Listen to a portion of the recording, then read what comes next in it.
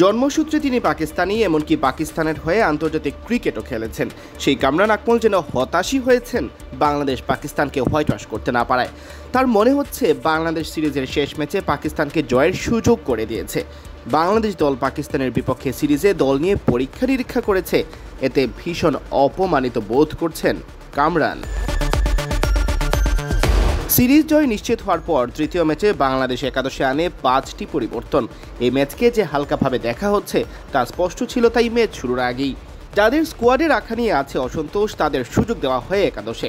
বাংলাদেশের মতো দল পাকিস্তানের বিপক্ষে ম্যাচে এভাবে পরীক্ষা নিরীক্ষা করছে, বিষয়টি মানতেই পারছেন না কামরান আকমল। তিনি বলেন, আমার খুব আফসোস হচ্ছে, পাকিস্তান দল আগে কত ভালো খেলেছে, পুরো দুনিয়ায় ক্রিকেটে পাকিস্তানের কত নাম ছিল, আর সেই দলের এখন এমন অবস্থা হয়েছে যে বাংলাদেশের মতো দল একাদশে 5 পরিবর্তন নিয়ে খেলছে। অবিশ্বাস্য।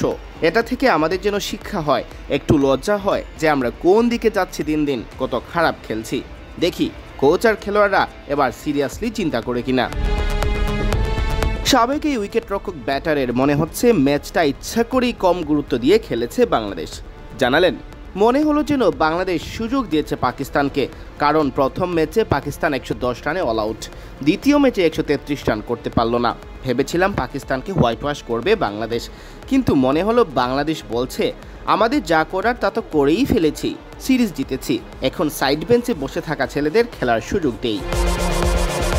কামরানের কথায় যেন মনে হচ্ছে পাকিস্তান হোয়াইট ওয়াশ হয়ে গেলেই বেশি খুশি হতেন তিনি।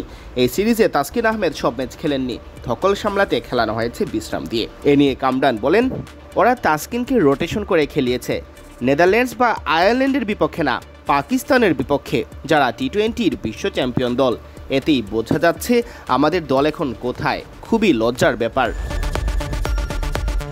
টিম ম্যানেজমেন্টের প্রতি তার আহ্বান, এই জয়ে যেন চাপা পড়ে না যায় আগের 2 ম্যাচের ভুল ত্রুটি। তিনি বলেন, তৃতীয় ম্যাচ জিতেছে বলে আগের 2 ম্যাচে কি করেছে তা সব ভুলে যাওয়া যাবে না। এই জয় ধরে রেখে সামনে কিভাবে খেলে তা দেখার বিষয়। একটু চ্যালেঞ্জিং কন্ডিশন আসলেই এই দল আর কিছুই বুঝতে পারে না। আমাদের দল ভালো কন্ডিশনে 200 রান করার মতো দল, এসব তো মাথায় রাখতে হবে। সিয়াম চৌধুরী, বিডি ক্রিক টাইম।